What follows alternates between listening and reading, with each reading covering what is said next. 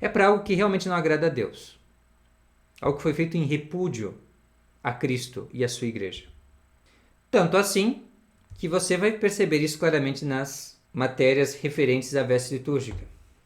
Eles querem abandonar algo que é realmente um desenvolvimento, algo que é realmente uma contínua melhoria a partir de algo que vem lá dos primeiros séculos do cristianismo, que é justamente todo esse desenvolvimento do aparato litúrgico, dos paramentos, das roupas que os sacerdotes utilizam. Então existe todo um código de vestuário que foi sendo desenvolvido, aprimorado no curso dos séculos. Então, eles querem jogar tudo isso no lixo, deixar só aquilo que os protestantes mantiveram, talvez mais uma ou outra coisinha para não ficar tão escancarado e escandaloso, mas o resto, fora.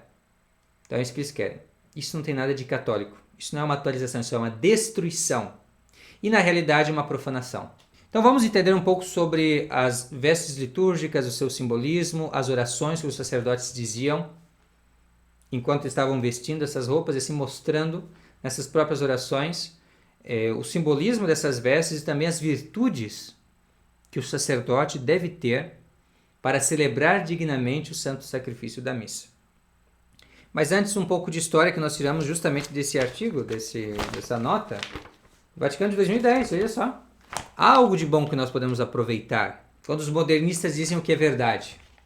E aqui é bom nós esclarecermos isso, porque existem pessoas que acham que quando nós divulgamos alguma coisa boa aqui no canal, é porque nós concordamos 100% com cada palavra, com cada coisa, cada gesto que a pessoa faz. Não é o caso. Nós só pensamos que o que é bom deve ser divulgado. O que concorre para a nossa causa, para a causa da verdade, para a causa de Cristo e da Igreja, deve ser divulgado. Se a pessoa que está divulgando, que é o instrumento que comunica essa verdade, pode ter um problema ou outro, bem, isto aí é um outro assunto. Não é o assunto dos vídeos, dos materiais que nós divulgamos. O assunto dos vídeos e dos materiais que nós divulgamos é um assunto, normalmente, que favorece o catolicismo de sempre. E é por isso que nós divulgamos, não por outra coisa. Então, que isso fique claro aqui para as pessoas que nos acompanham e às vezes podem interpretar mal o que se passa. Então, quando nós divulgamos qualquer coisa aqui, de terceiros, é sempre no entendimento de que isso contribui para o catolicismo de sempre, no sentido que a mensagem que a pessoa está colocando é uma mensagem que é positiva, que é algo que deve ser dito, enfim, coisas assim. Está certo? Então, que também nós vamos usar o que Bento XVI disse sobre esse assunto. Esse resumo histórico que ele faz, que você vai encontrar no site do Vaticano, eu vou colocar na descrição, e que é basicamente o que está escrito aqui. Então, no princípio se usavam roupas greco-romanas. Na liturgia, eu falo já nos primeiros séculos, antes da paz de Constantino, usavam a roupa melhor, a roupa de uma classe social superior, que era dos honestiores.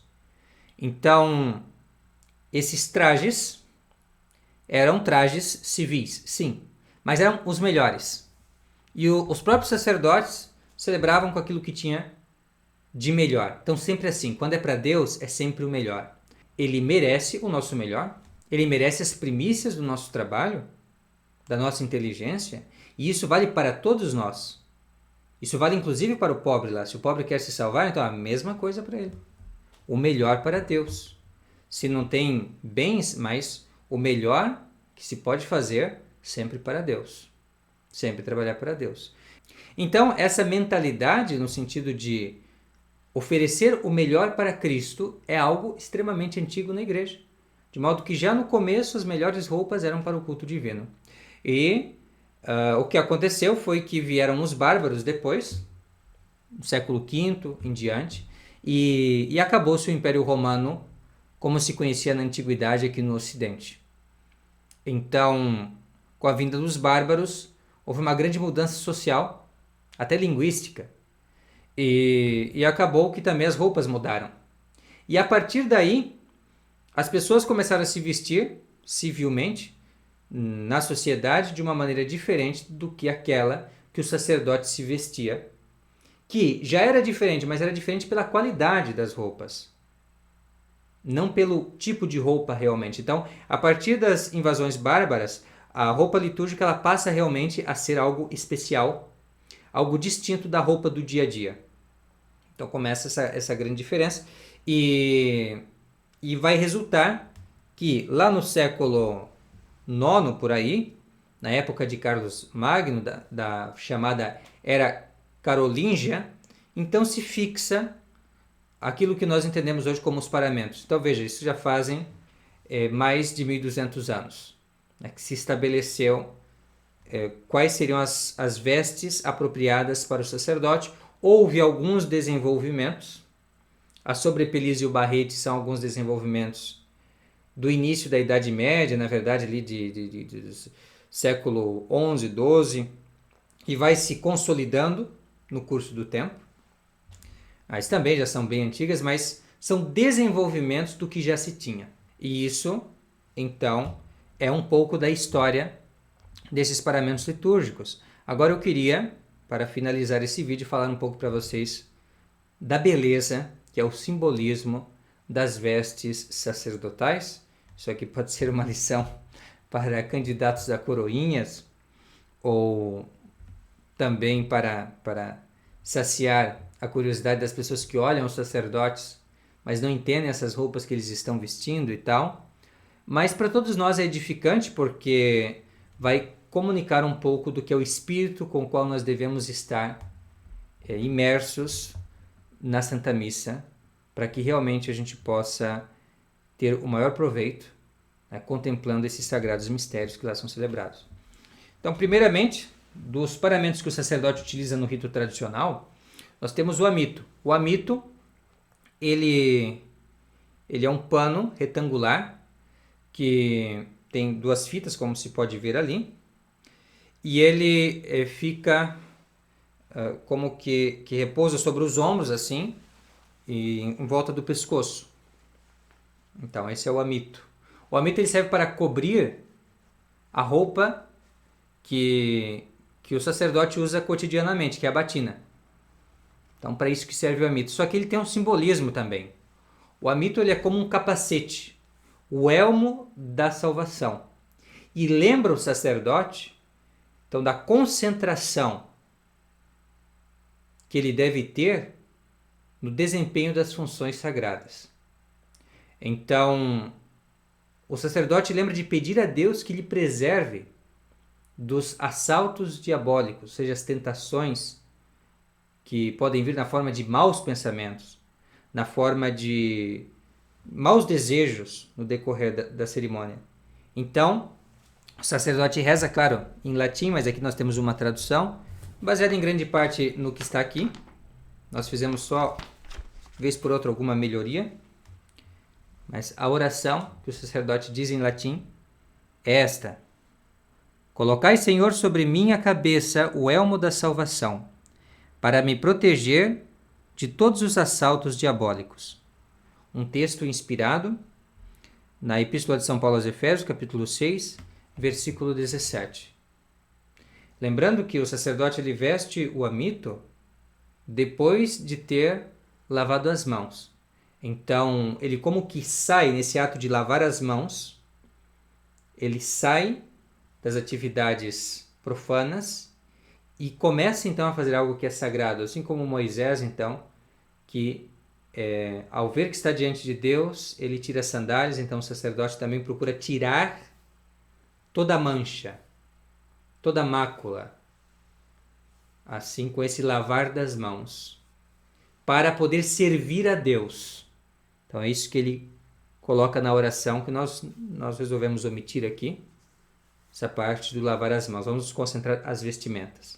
Então falamos do amito, depois do amito vem a alva, que aqui no Brasil as pessoas normalmente chamam de túnica, então, mas o nome mais utilizado é esse de alva. A alva é, então, aquilo que simboliza a pureza. É uma veste talar que cobre todo o corpo do sacerdote e sempre no nosso rito latino da cor branca. Por isso o nome, alva. E essa brancura simboliza a pureza. A pureza de coração com a qual o sacerdote ele deve se colocar para poder celebrar, é como, por assim dizer, ingressar no santuário de Deus, que é, aqui na terra, já uma imagem, uma representação do próprio céu, a glória eterna. Então é por isso que na oração se diz assim, baseado em Apocalipse, capítulo 7, versículo 14. Purificai-me, Senhor, e limpai o meu coração, para que, banhado no sangue do Cordeiro, mereça gozar das alegrias eternas. Belíssimo, não? Como a igreja sabiamente vai dispondo o sacerdote para esse supremo culto de latria que é celebrado no santo sacrifício da missa. Então, o que significou a atualização do Concílio Vaticano II? Esse documento aqui, de 2010, do Bento XVI, ele confessa isso. O que significou? Significou rasgar essas práticas, rasgar essas orações, jogar fora. Isso é a tal da atualização. E aí o sacerdote, ele vai para a missa assim, lá, cumprimentando o povo, porque realmente na missa nova tudo é em torno do povo e da assembleia.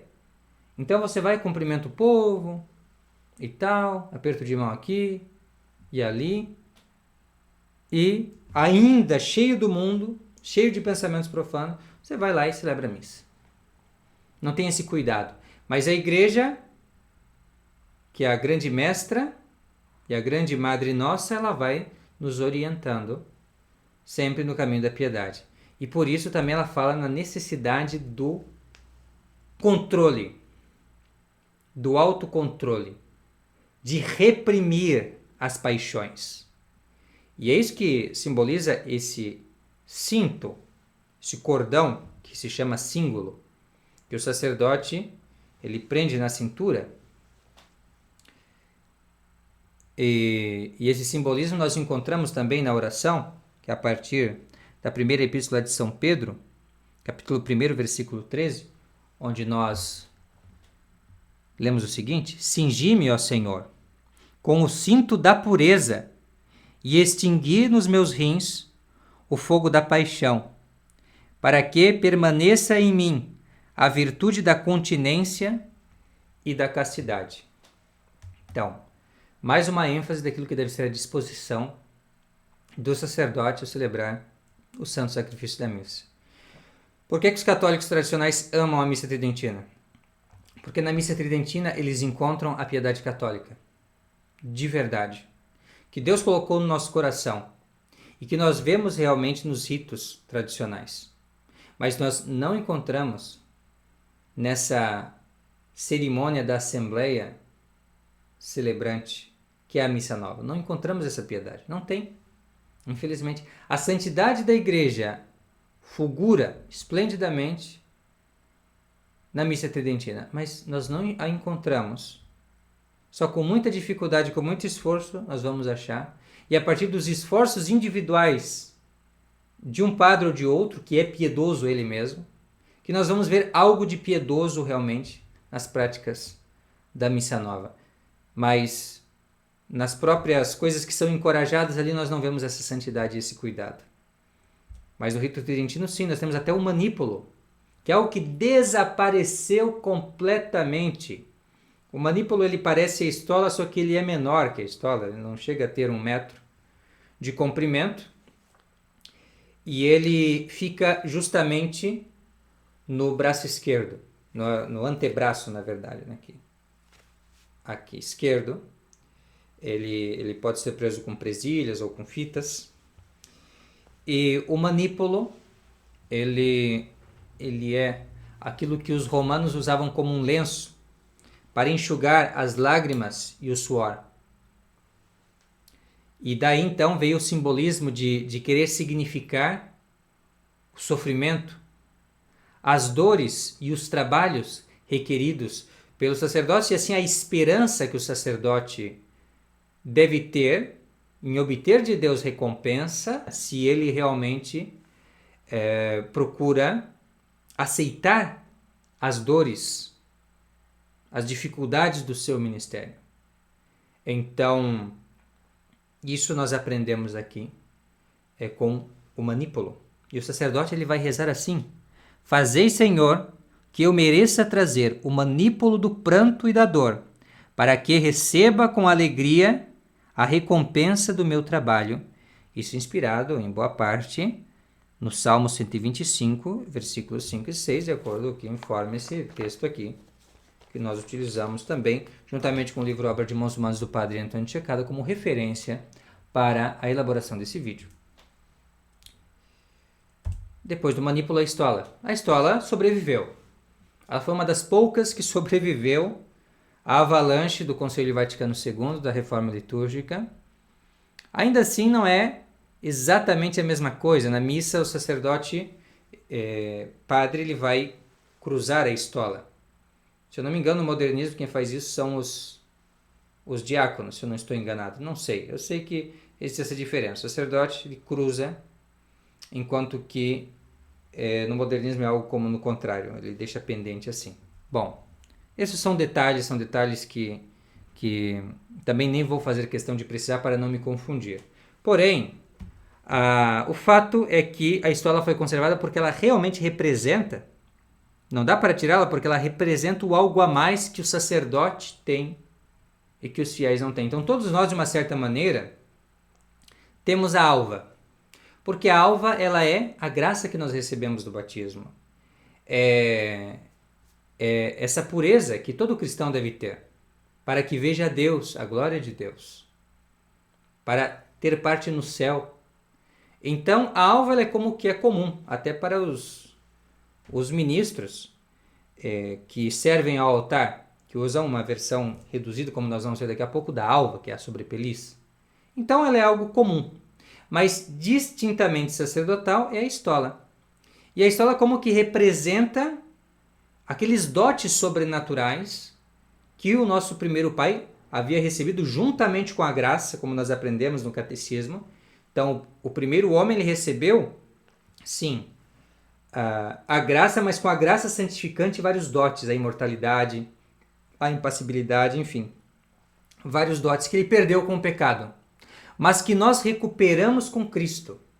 E o sacerdote, atuando in persona Christi, no ato litúrgico, ele que não é ele realmente que está agindo, mas é o Cristo, agindo por ele, então como que recupera, embora indigno, diz na oração, como que tem restituída não só a graça, como todos nós, graças a Deus, graças a Cristo Nosso Senhor pelo batismo, mas também esses dotes sobrenaturais que ele vai utilizar agora em persona Christi, na celebração dos sagrados mistérios e que também utiliza na administração dos sacramentos, para o benefício da Igreja de Cristo. Então, isso nós vemos também na oração que o sacerdote reza quando se impõe esse paramento litúrgico chamado estola. Diz assim: Restituí-me, Senhor, a estola da imortalidade que perdi na prevaricação do primeiro pai. E ainda que não seja digno de me abeirar dos vossos sagrados mistérios, fazei que mereça alcançar as alegrias eternas. E também, algo distintamente sacerdotal, distintamente para a celebração da Santa Missa, nós temos esse último dos paramentos que o sacerdote veste para a cerimônia da Santa Missa, que é a casula. A casula, ela adquire o simbolismo tanto daquele manto que se usava para celebrar o sacrifício do Cordeiro Pascal. Então também a casula é esse manto que o sacerdote vai usar para o sacrifício de Cristo, o verdadeiro Cordeiro Pascal, durante a consagração. Quanto também tem o simbolismo de ser o fardo de Cristo. O peso, a responsabilidade, a dignidade que impõe responsabilidade da parte do sacerdote.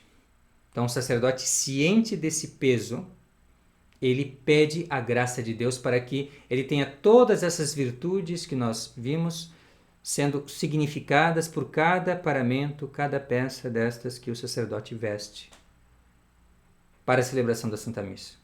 Então, se reza assim: Senhor, que dissestes, o meu jugo é suave e o meu fardo é leve. Fazei que o suporte de modo a alcançar a vossa graça. Amém. Então é com esse espírito que o sacerdote ele se apresenta diante do altar de Deus, que se dirige ao santuário de Deus para a celebração da Santa Missa, e ainda, antes nós sabemos, antes de subir, ele vai também declarar a sua indignidade com aquelas orações ao pé do altar tão belas, que também foram removidas pela atualização litúrgica.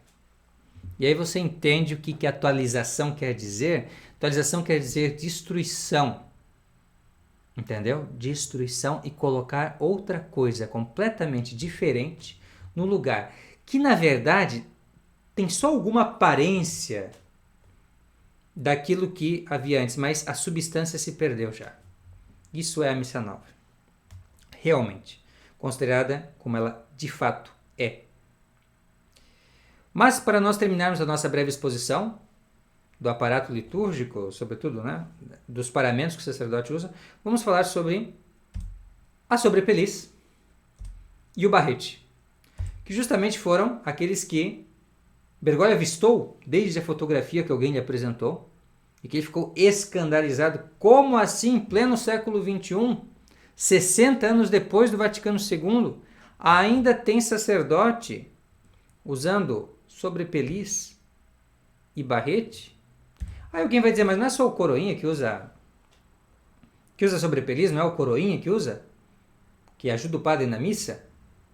Não é só. Na verdade, a partir do momento que se recebe a tonsura, que é o ingresso no clero, a pessoa começa já a fazer parte do clero, o seminarista que recebe a tonsura, ele já recebe também a sobrepeliz.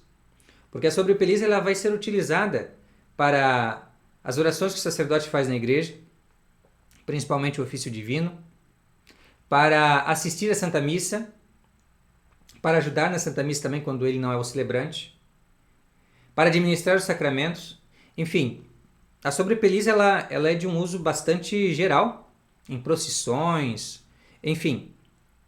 Tem uma gama de momentos em que se utiliza a sobrepeliz, que é uma espécie de alva, sim, mas encurtada.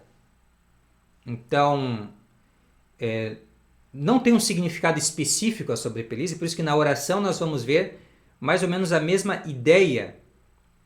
Eu digo na questão do simbolismo, a mesma ideia representada que aquela que nós vamos encontrar na própria da alva, que é justamente essa veste branca que deve nos levar à pureza, deve nos levar à justiça e à santidade. A veste do homem novo, o novo Adão, que é o próprio Cristo. E nós, então, como homens novos, revestidos em Cristo, então com essa veste de pureza, de inocência, que nós possamos também ter parte nos sagrados mistérios. Então essa é a ideia da oração, que é assim que se exprime. Vesti-me, Senhor, do homem novo, que foi criado segundo Deus em justiça e santidade da verdade.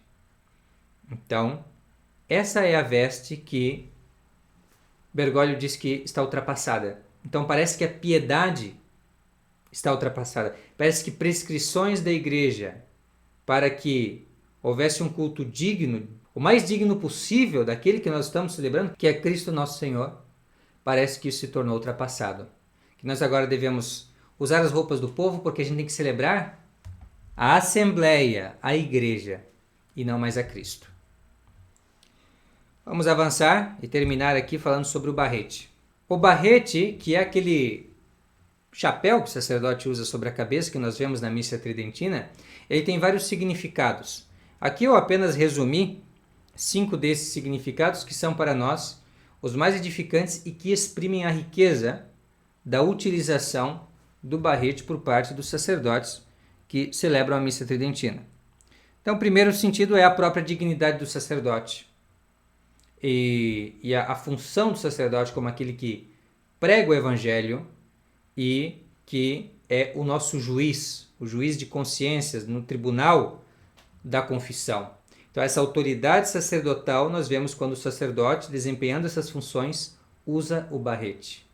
Ao mesmo tempo, o barrete significa humildade perante Deus, porque o sacerdote, então, revestido dessa dignidade, desse grau de ordem, ele retira o barrete diante de Deus. No desempenhar das funções litúrgicas, por isso quando ele, por assim dizer, entra na igreja, ele tira o barrete, todos veem ele entregar o barrete para o coroinha ou acólito, em sinal de reverência para com Deus.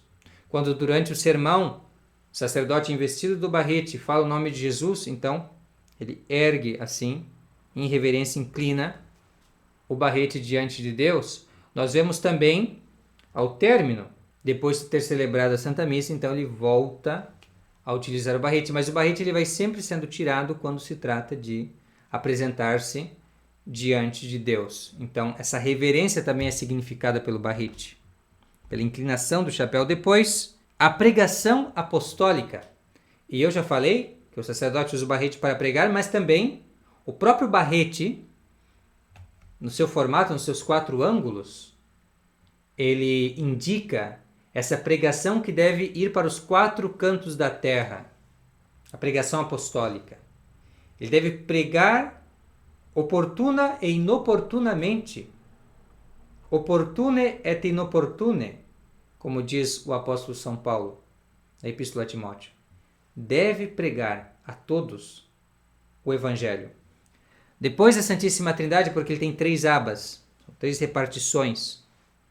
Então também em sinal e honra da Santíssima Trindade.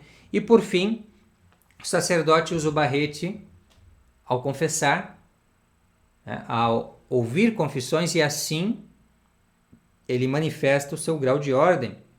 E assim aquela delegação que recebeu de Cristo para absolver ou reter os pecados daqueles que confessam, e assim ser juiz, determinar se receberá o perdão ou não. Então essa qualidade de autoridade de juiz que Cristo designou para esta missão, junto de nós, para justamente o benefício da sua Santa Igreja. Então, tudo isso, todos esses paramentos, como nós vimos aqui, são para a nossa edificação. Todos eles têm um simbolismo.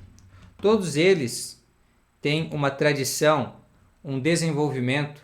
Todos eles são muito belos no contexto em que eles foram sendo introduzidos justamente para exaltar mais, para glorificar mais a Deus.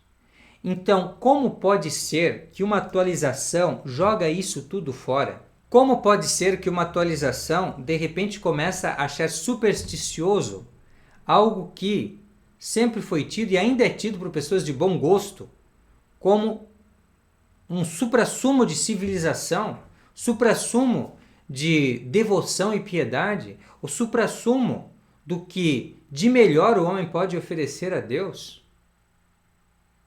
Como pode isso? Isso ser atualização? Uma atualização, talvez para nós, para alguns, mas que os protestantes já tinham feito isso na sua pseudo-reforma, que fez esses protestantes mais frios, mais críticos, mais céticos, mais distantes do cristianismo verdadeiro, do catolicismo. Como que nós podemos tomar isso para nós como se fosse um modelo? Como que nós podemos dizer que estamos atualizando as coisas, nós estamos, na verdade, voltando atrás? E, na verdade, correndo atrás das seitas, porque os cristãos sempre ofereceram a Deus o que é melhor na liturgia. Então, essa banalização e profanação da liturgia não vem de Deus, não vem da Igreja de Deus, mas vem da mentalidade, do laboratório construído por esses hereges de uma maneira improvisada e decadente, que constituiu esse rolo compressor, esse trator que atropelou a liturgia católica nos anos 60 e cujos frutos são os piores possíveis, como nós sabemos. A sociedade encontra-se à beira do colapso, os costumes vão de mal a pior, e isso porque a etiqueta litúrgica que nós tínhamos, todo esse código de civilização que as pessoas olhavam e a partir disso baseavam também a sua vida, porque o homem imita aquilo que vê, porque tudo isso foi posto à deriva pelo Concílio Vaticano II. Então, a pessoa que chama isso de atualização, é uma pessoa que não sabe o que diz.